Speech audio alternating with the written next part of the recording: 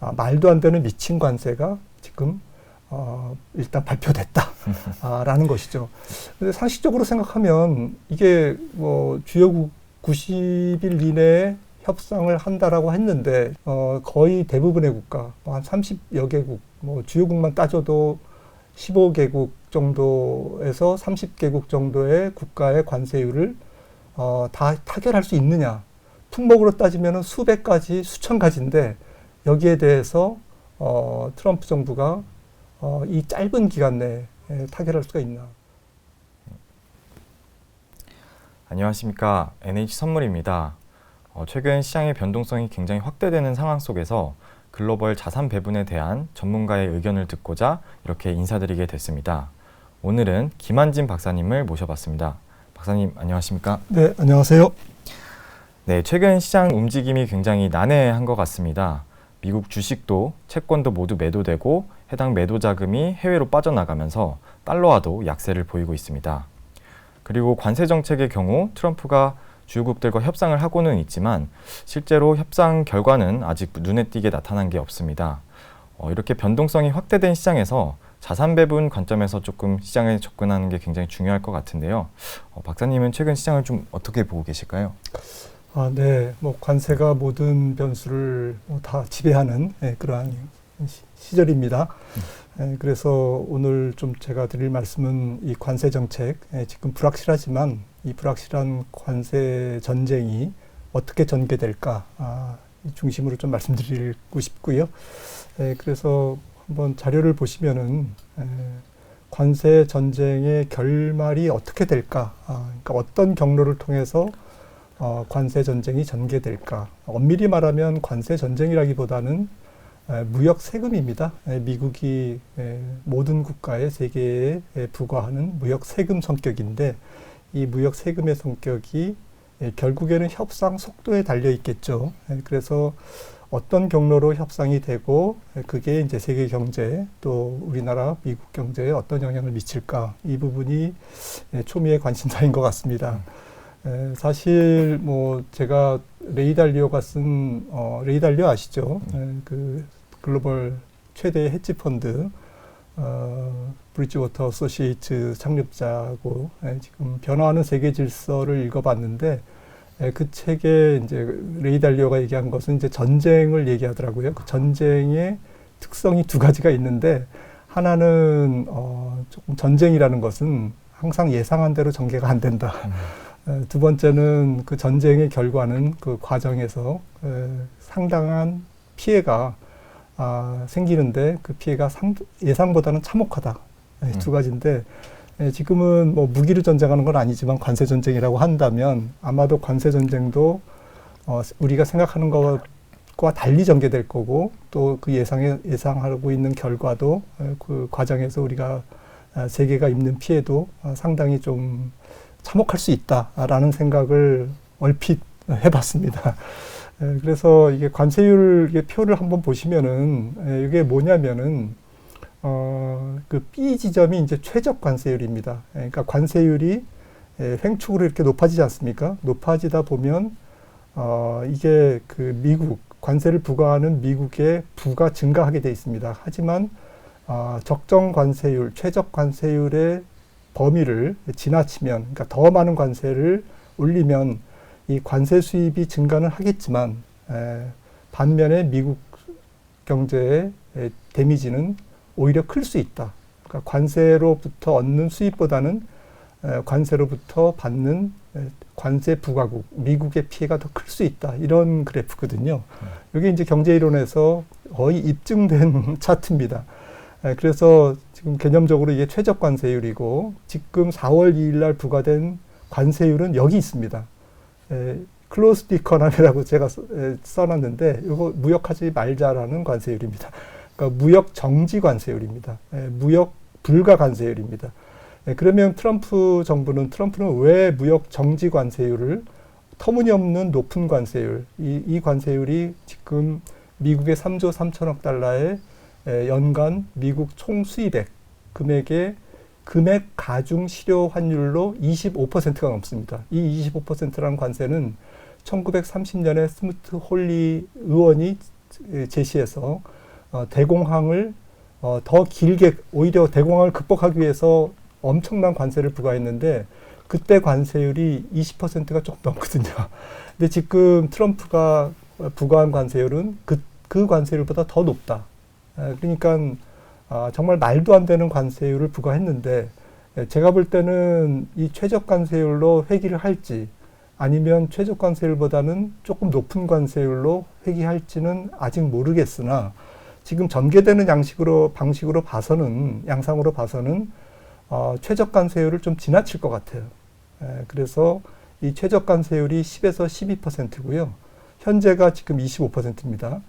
그리고 아마도 제가 추정하는 트럼프 정부가 최종적으로 도달하려고 하는 관세율은 아마도 한 15% 정도 아닐까? 그거는 모르겠습니다.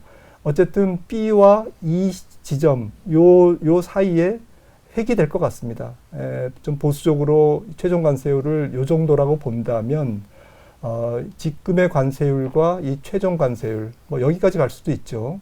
10%까지 갈 수도 있는데, 한 15%로 가면, 지금 25%에서 15%의 차이, 이게 지금 트럼프의 협상 수단이라는 거죠. 트럼프가 관세를 레버리지로 해서 무언가를 얻어내려고 하는, 그거는 이제 약간 무역과 관련 없는, 지금 다 나와 있죠, 메뉴가. 테이블에 메뉴가 다 나와 있습니다. 뭐 국방비라든지 뭐 여러 가지가 있습니다. 또 LNG 수입이라든지. 그래서 말씀드렸던 지금 이중 15에서 15%는 협상 수단이다. 이게 지금 관세율이다. 미국 1900년부터 지금까지의 관세율이고 말씀드린 1930년대 관세율이 이 정도였는데 최고 20%였는데 지금 그것을 훌쩍 뛰어넘는 이 정도가 발표됐다. 말도 안 되는 미친 관세가 지금 일단 발표됐다라는 것이죠. 근데 상식적으로 생각하면 이게 뭐 주요국 90일 이내에 협상을 한다라고 했는데 지금 이제 녹화 시점에서 거의 80일 남았습니다.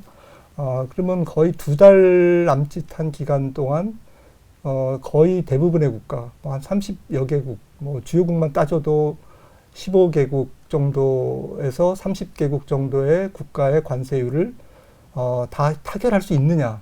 품목으로 따지면 수백 가지, 수천 가지인데 여기에 대해서 트럼프 정부가 이 짧은 기간 내에 타결할 수가 있나. 보통은 관세 협상, 타국과 맺는 관세 협상의 보통 평균 기간은 18개월입니다. 그리고 18개월 정도의 시간이 걸리고 그 이후에도 실제로 부과하는 데는 실무적인 부분이 필요하기 때문에 결국에는 한 2년 걸리거든요. 그러니까 사실 90일 이내에 이것이 완료된다고 시장은 그것을 의심하고 있는 겁니다.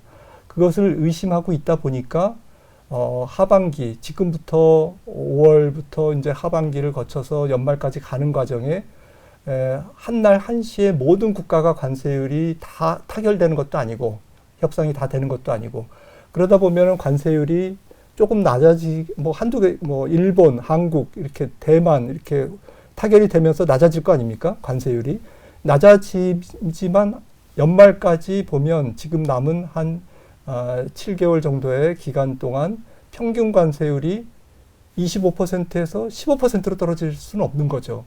하반기 평균 관세율은 아마도 한 20% 언저리가 될 거거든요.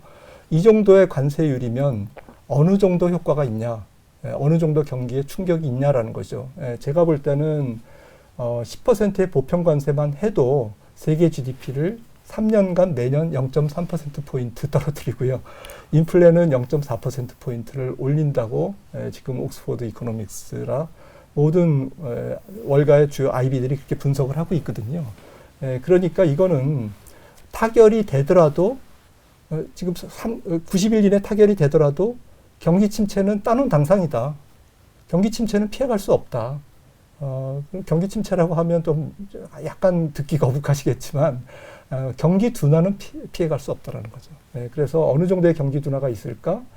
제 나름대로 조금 분석을 해봤더니 미국 경제 성장률은 작년 2.8% GDP가 성장했거든요. 올해는 0.7%. 그러니까 이거는 90일 이내에 거의 앞으로 한 석 달 내에 타결이 된다라는 전제예요. 만약에 타결이 안 되면 마이너스 성장입니다.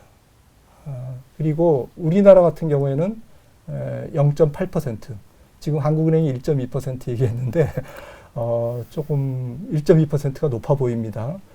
중국은 작년에 5.0% 성장했는데 만약에 관세가 타결이 안 되면, 타결이 돼도 3.9%, 중국은 지금 145%이기 때문에 한 60%나 50%까지 내려온다라는 전제에서 3.9%를 제가 전망했고요.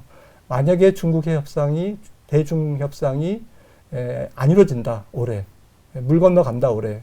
그러면 중국 경제 성장률은 아마 3% 이하가 될 것 같습니다. 그러니까 끔찍한 경기 침체, 경기 둔화가 지금 예고돼 있다. 미국마저도 지금 0.7%. 이거를 경기 침체라고 봐야 될지 아니면 그냥 뭐 GDP가 저조하게 성장한다, 경기 둔화로 봐야 될지는 모르겠습니다만은 그거는 뭐 워딩의 문제고요. 그러니까 두 분기 연속 침체할 거냐 아니면 엠버의 전망대로 조금 광범위하게 상당 기간 침체할 거냐. 후자로 따지면 경기 침체는 아니고요. 아마도 한두 분기 역성장이 있을 수 있는 그런 기술적인 경기 침체는 올 것 같습니다. 그렇다면 이제 조금 한 걸음 더 나아가서 제가 볼 때 어느 국가가 더 피해가 있을까? 누가 더 피해가 있을까? 이제 이게 웃으면서 얘기할 얘기가 아닌데 심각한 얘기인데요. 일단은 멕시코와 캐나다가 미국을 제외하면 제일 피해가 큽니다. 큰 걸로 지금 사람들이 전망을 하고 있고요. 역으로 캐나다와 멕시코는 협상이 100% 된다는 거죠. 우리가 이제 생각할 때는 그래서 제가 볼 때는 이미 우리 투자자 입장에서는 이런 무시무시한 그 관세 전쟁이 진행되고 있지만 관세 전쟁으로 인한 그 불확실성은 이미 피크아웃한 거 아닌가, 지나가고 있는 게 아닌가, 저는 이제 그렇게 생각을 하고 있는 거고요. 멕시코, 캐나다 타결된다, 거의 99% 타결된다. 그리고 나머지 나라들 이제 OECD 평균 쭉쭉쭉쭉 해가지고 하는데요. 의외로 중국이 피해가 적습니다. 적게 나옵니다. 그게 왜 그러냐? 중국 GDP에서 미국 수출, 대미 수출이 차지하는 중국 GDP에서의 비중이 그렇게 그닥 높지 않습니다. 이거는 경제적으로 중국이 수입 국가이기 때문에 그래요.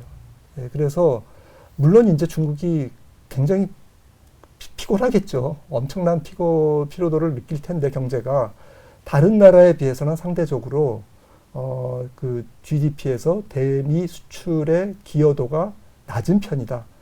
그리고 전체 수출에서 미국에 대한 미국향 수출 비중도 일본이 22%, 우리나라가 19%인 거에 비해서는 중국은 12%입니다. 상대적으로 낮습니다. 그래서 지금 트럼프가 시 주석이 전화가 왜 안 오나 뭐 지금 기다리고 있다라고 지금 사람들이 얘기하는데, 중국은 뭐 일당 독재 체제고 언론도 통제하고 그리고 미국에 대항해서 좀 싸우자 이러면 뭐 좀 국민들이 좀 단합할 수도 있고 또 임기가 없잖아요. 그러니까 중국은 뭐 약간 만만디 전략으로 지금 나가는 것 같고, 반면에 미국은 좀 초조하죠.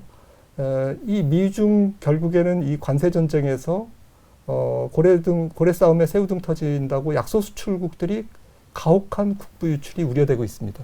그러니까 우리나라가 이번에 관세 협정이 잘 되더라도 그 이면에는 많은 국부 유출 요소가 내포될 수밖에 없다. 왜냐하면은 우리나라가 1년간 미국에 대한 무역 흑자가 666억 달러인데 이 666억 달러를 빵으로 만드는 것은 물리적으로 불가능하잖아요. 그런데 지금 USTR 미국 무역대표부의 홈페이지를 보면 이번 관세 정책의 목적은 이것을 빵으로 만드는 것이다.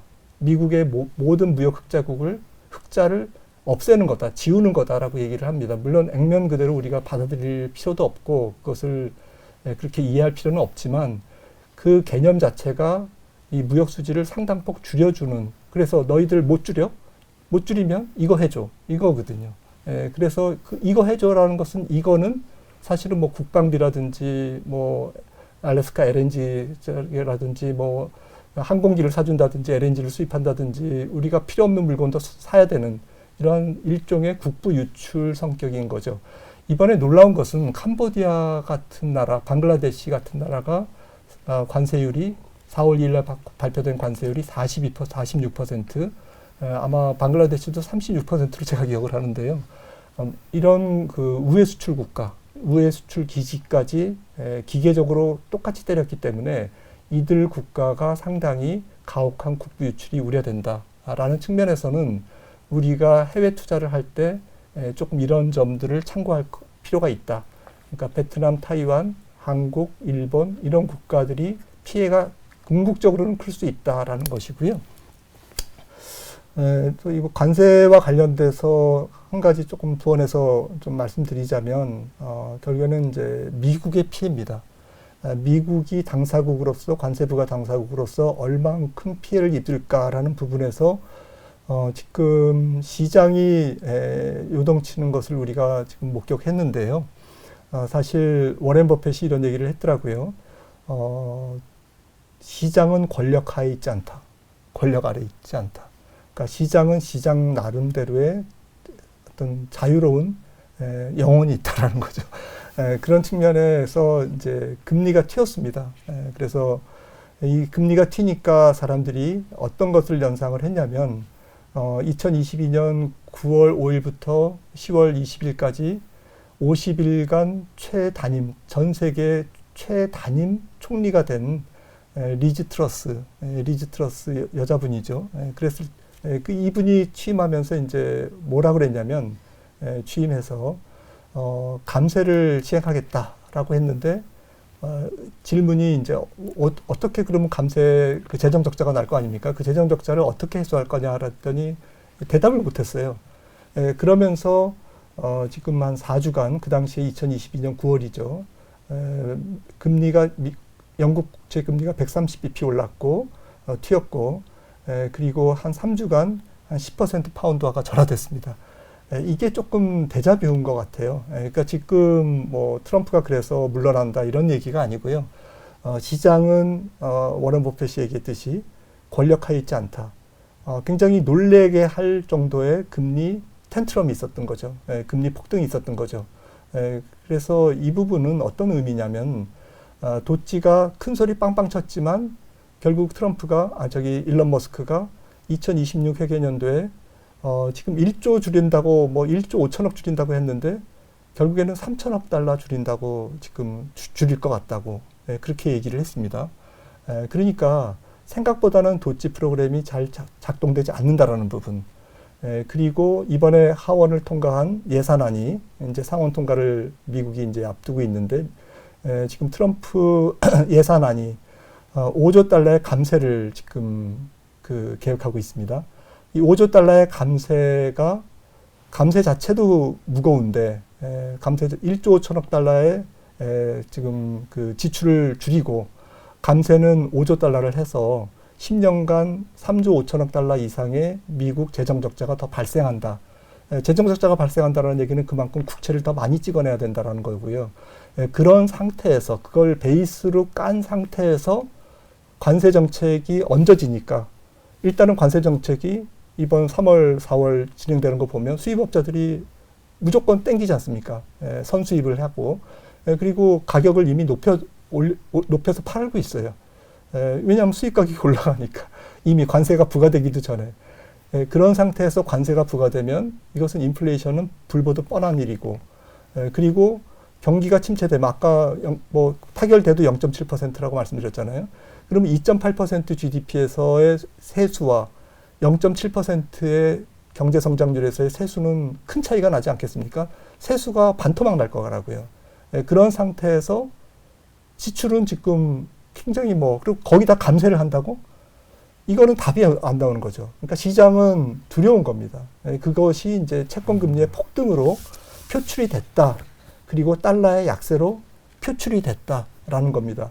이렇게 금리가 튀고 달러가 약세로 가는 것은 신흥국에서나 있을 법한 이야기인데 이게 미국에서 일어났는데 과연 그러면 이게 일시적 해프닝이냐 아니면 조금 더 진행될 수 있는 위험성을 갖고 있느냐. 저는 좀 위험성을 갖고 있다고 봐요. 그러니까 금리가 올라가고 달러도 조금 더 약한 국면이 지속될 것 같다. 결론적으로 저는 달러가 뭐 아주 뭐 폭락을 해서 DXY 달러 인덱스 기준으로 95 이하로 가거나 그러진 않을 것 같아요.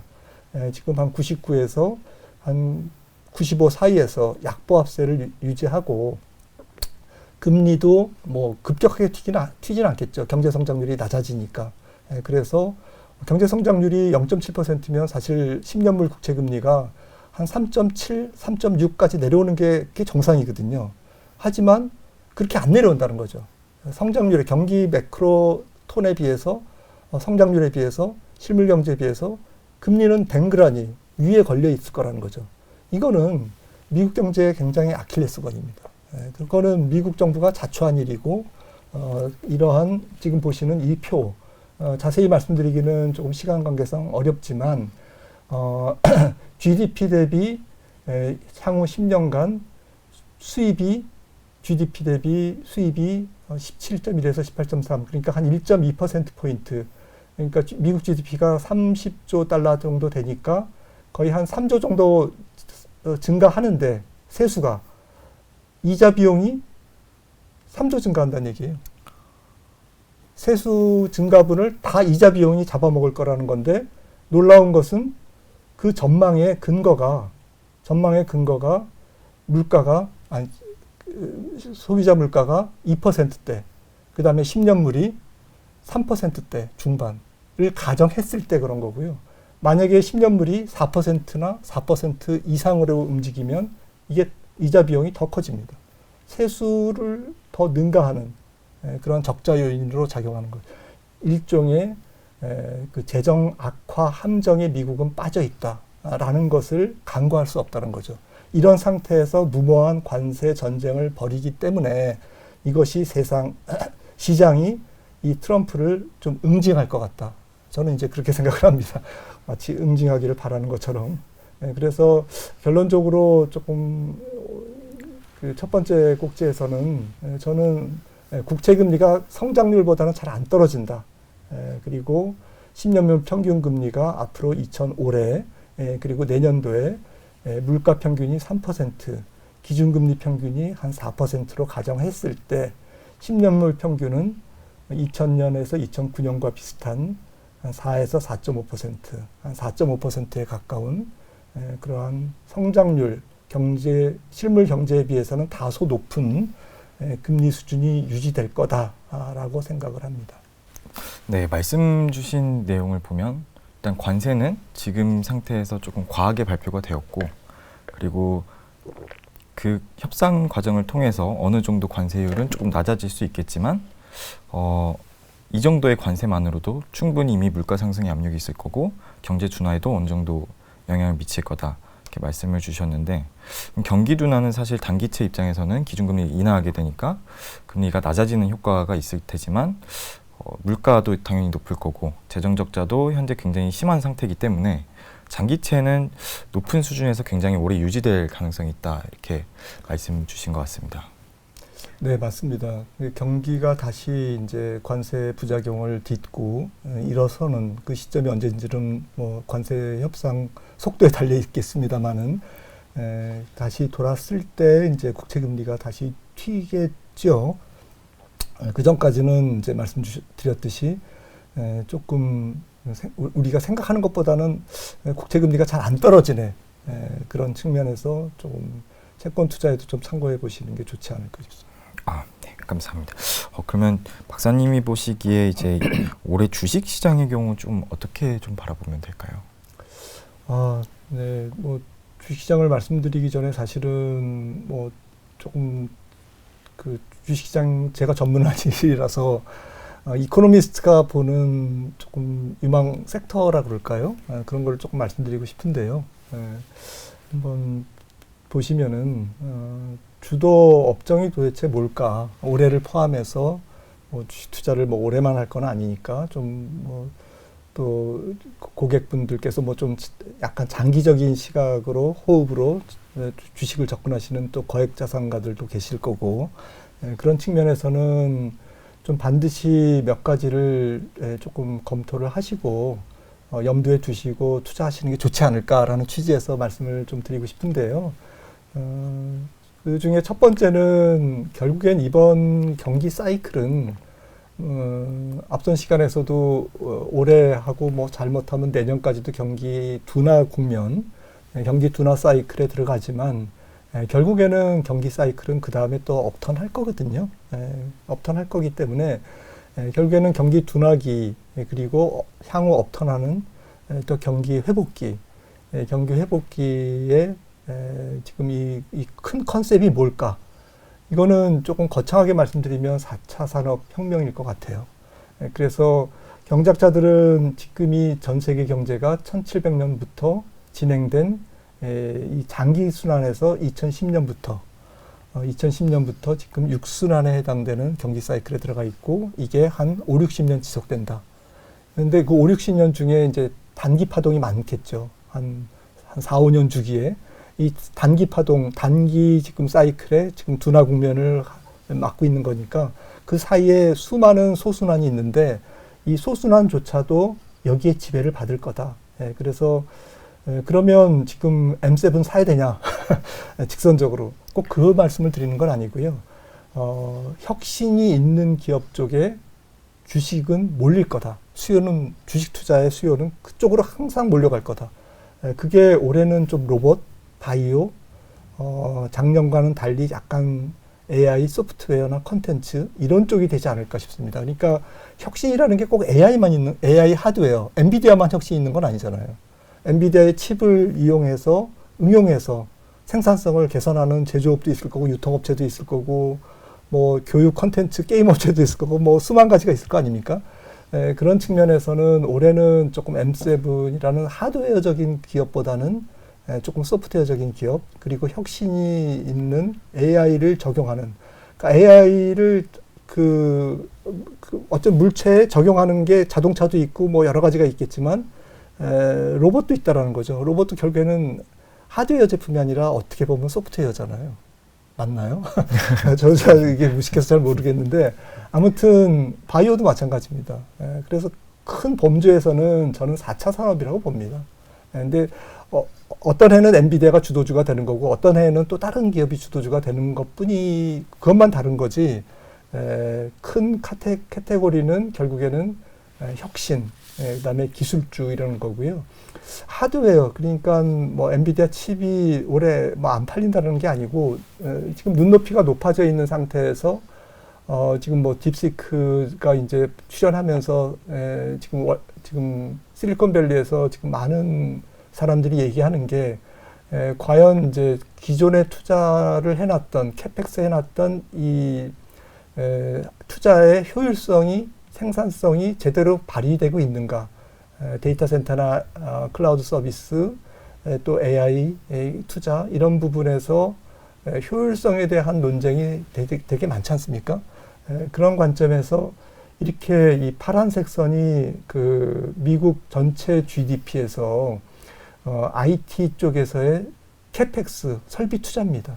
설비 투자가 이렇게 가파르게 올랐어요. 그러니까 한 1, 2년 쉴 수도 있지. 이게 피크아웃해서 떨어지는 게 아니고 4차 산업은 이제 시작인데 그러니까 한두 해는 뭐 이렇게 조금 이렇게 좀 에너지를 재충전해서 거기서 다시 또 출발할 수가 있다라는 거죠. 그러니까 여기에 들리면 아 이제 AI는 끝났어 이렇게 얘기할 수 없잖아요. 다만 필요에 따라서 AI의 투자가 캐펙스가 조금 주춤할 수는 있다. 그게 올해지 않나. 왜냐하면 올해는 경기가 조금 안 좋아지니까 그리고 뭐 미중무역 분쟁으로 좀 잘 모르잖아요. 기업들이 움츠러들고 있잖아요. 야 일단은 조금 기다려봐 뭐 이런 거잖아요. 그러다 보면 이게 숨고르기라는 거죠.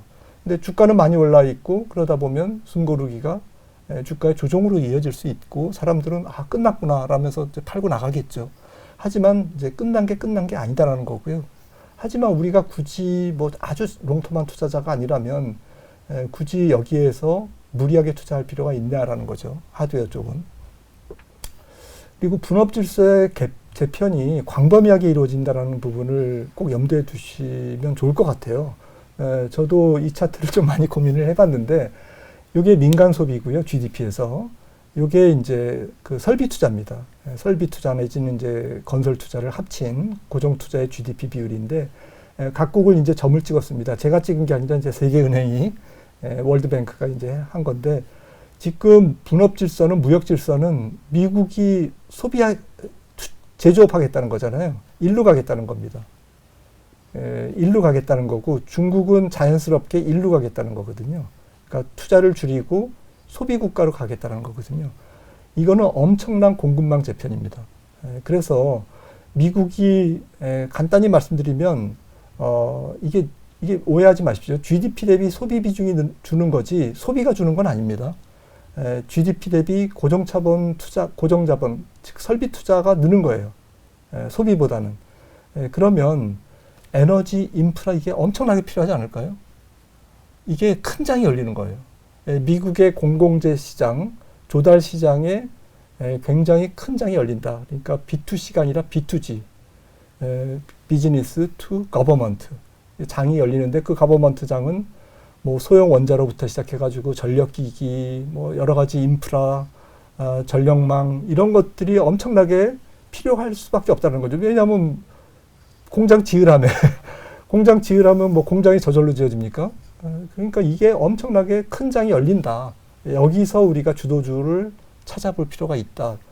그래서 그런 관점에서는 전력기기라든지 제가 뭐 추천하는 건 아니지만 매크로적으로 될 수밖에 없다. 밸류에이션만 높지 않다면 저는 롱텀하게 긴 호흡으로 이런 그 전력기기라든지 이런 뭐 조달 시장에 미국에 진출하는 또 소형 원자로 이런 기업들은 괜찮다.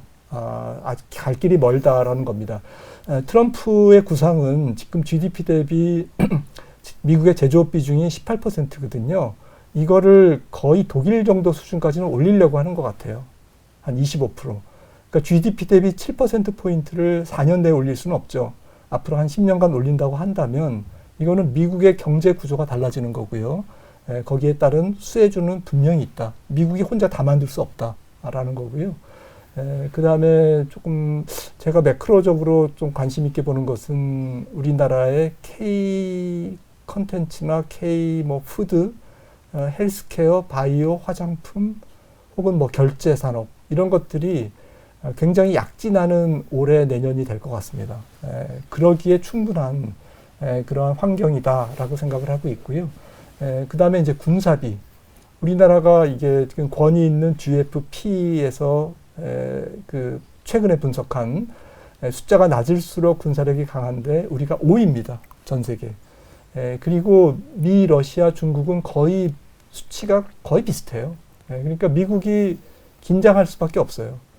전체적인 미국의 그 군사비 지출이 굉장히 크지만 실질적인 군사 운용은 이 세 개 국가가 거의 비슷하다라고 이 기관에서는 분석을 하고 있고요. 중요한 것은 한국이 군사력이 굉장히 높다는 겁니다.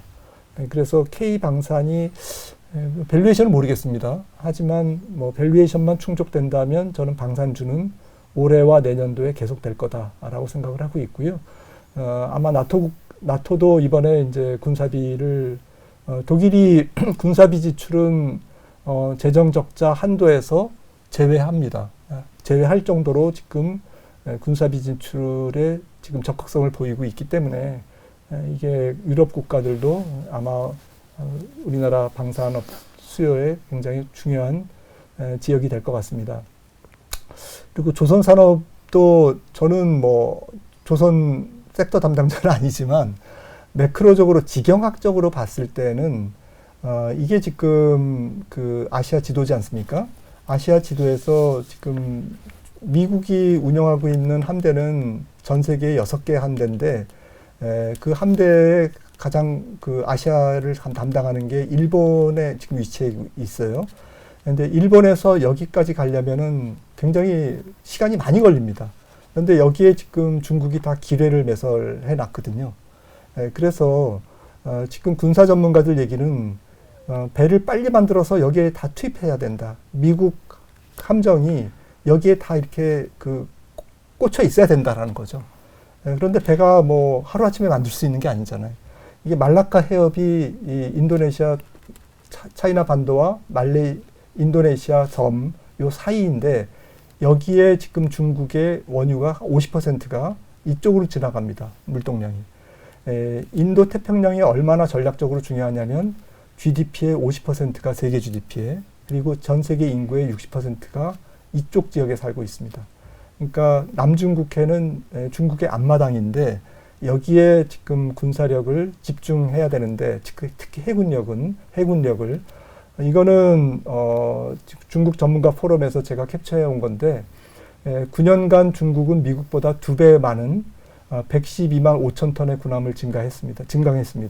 지금 이게 회색이 2013년부터 2022년 그러니까 시진핑 1기와 2기에 해당되는 요 회색 그 막대인데요. 이게 중국은 이렇게 증가했고 미국은 요거밖에 안 됩니다. 그래서 중국이 지금 70% 그러니까 미국이 해군력 중에서 요때 2013년부터 22년 시진핑 1, 2기 때 증강한 게 거의 70%고요. 현재로서는 9년간 중국이 미국보다 2배 많은 군함을 증강했습니다. 문제는 이 표에서 보시는 것처럼 이게 2010년부터 2014년 요때가 이제 그리고 2015년부터 19년 잘 안 보이시겠지만 요게 이제 미국이고 요게 중국인데 요 삐죽한 막대가 이 큰 막대가 다 시진핑 1, 2기 1, 2, 3기에 중첩되는 사이에 엄청난 함정이 건조됐다라는 거죠. 그런데 미국의 신형 함정은 전체 함정에 지금 이 함정 요때 증강된 게 전체 함정의 25%에 불과합니다. 고로 중국의 함정은 지금 평균 연령이 14.9년인데 미국의 함정은 이때 많기 때문에 10년 이상으로 낙후돼 있다는 거죠. 그래서 이거는 따놓은 당상이에요. 우리나라 조선업이 지금 성장할 수 있는 것은 정말 큰 시대를 맞은 겁니다. 저는 굉장히 흥분하고 있습니다. 그리고 또 다른 테마로는 이제 고령화는 피할 수 없는 가장 예측이 틀리지 않을 미래 전망입니다.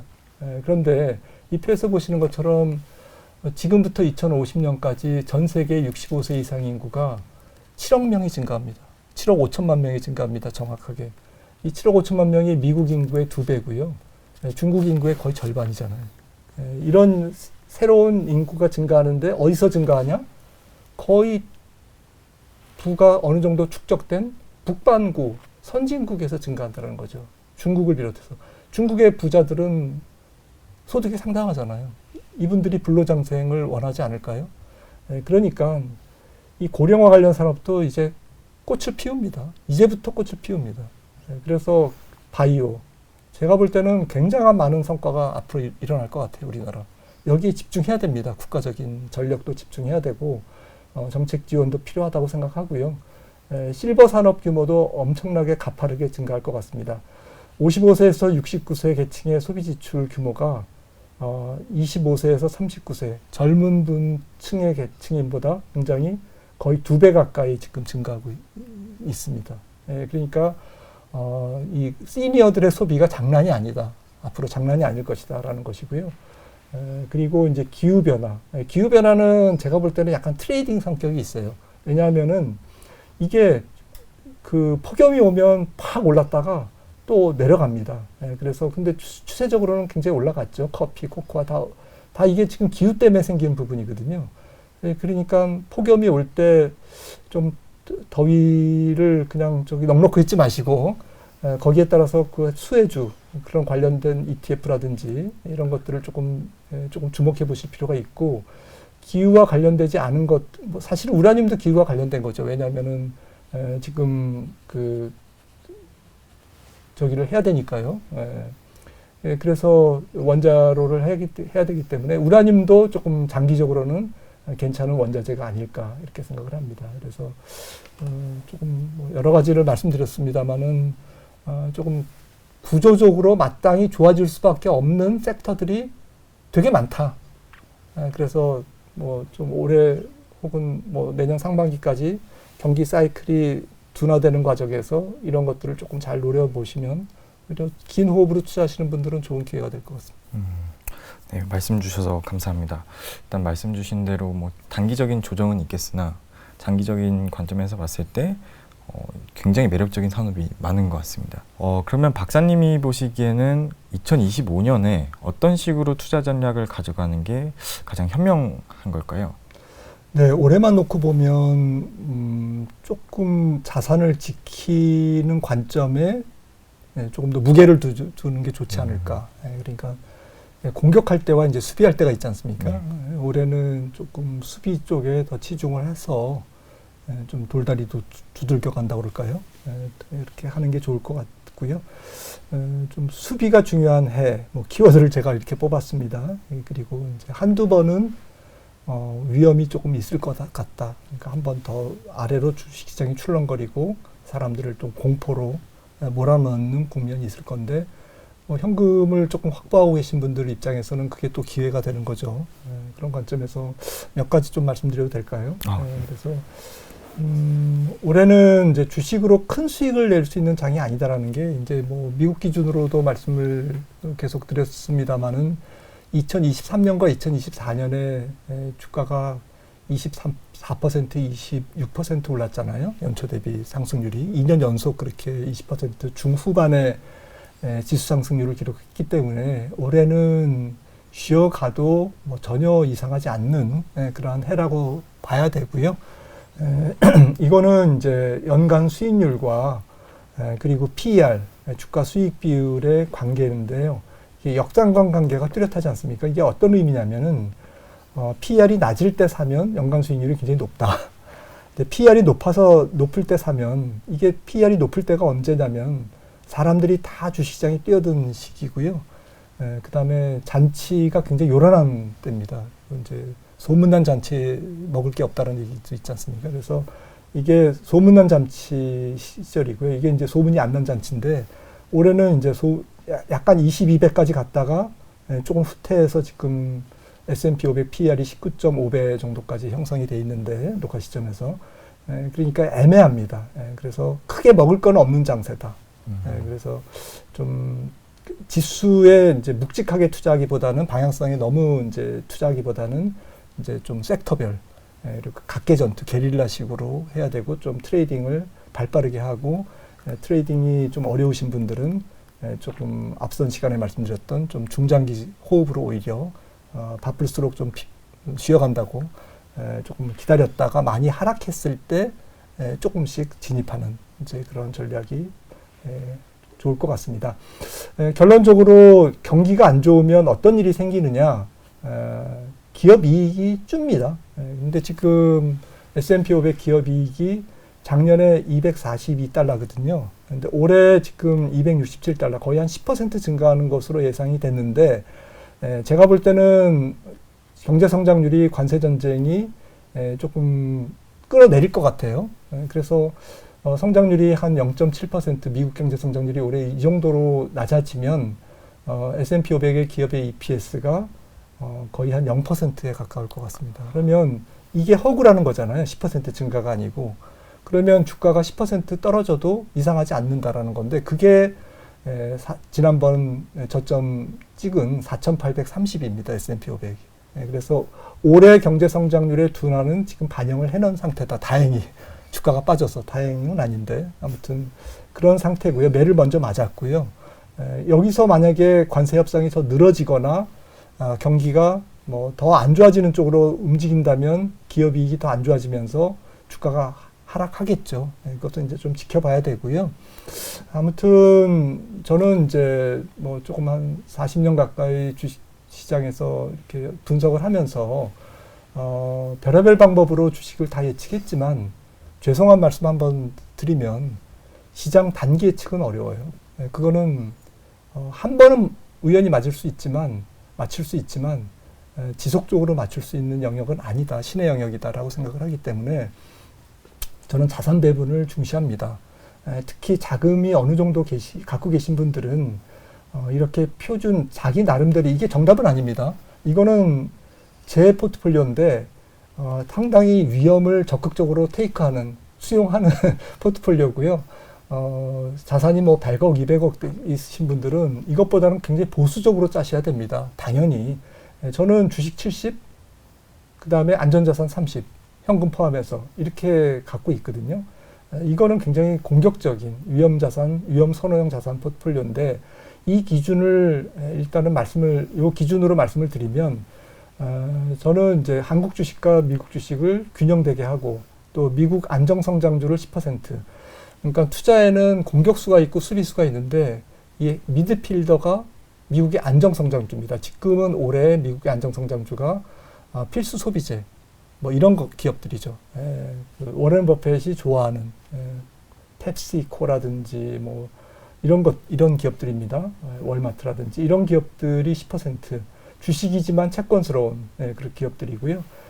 그래서 금융자산을 실물자산 빼고요. 주식 안전자산을 7대3으로 다소 위험선호형 자산 포트폴리오를 한다면 만약에 미국 주식이 떨어졌어요.